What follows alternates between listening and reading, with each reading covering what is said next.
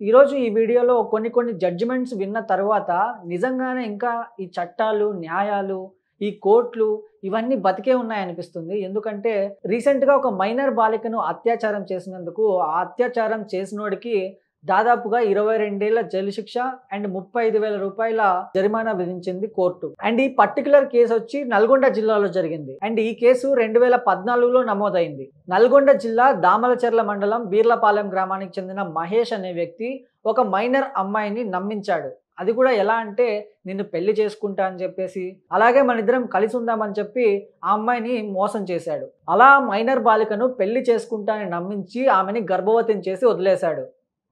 ఈ విషయం కాస్త ఆ అమ్మాయి వాళ్ళ పేరెంట్స్‌కి తెలిసింది. ఆ పేరెంట్స్‌కి తెలిసిన తర్వాత పేరెంట్స్ ఎళ్లి పోలీస్ స్టేషన్‌లో కంప్లెయింట్ ఇచ్చారు. ఇక కేసు నమోదు చేసుకున్న పోలీసులు ఇన్వెస్టిగేషన్ స్టార్ట్ చేశారు. ఈ కేసు మొత్తం 2014లో అయింది. 14లో అయిన తర్వాత ఇది విచారణ కొనసాగుతుంది. దీని మీద జడ్జిమెంట్స్ కూడా పాస్ అవుతూ వస్తున్నాయన్నమాట. అండ్ జడ్జిమెంట్స్ కూడా వాయిదా పడుతూ వస్తున్నాయి. అండ్ ఈ పర్టిక్యులర్ కేసుని వేముల రంజిత్ అనే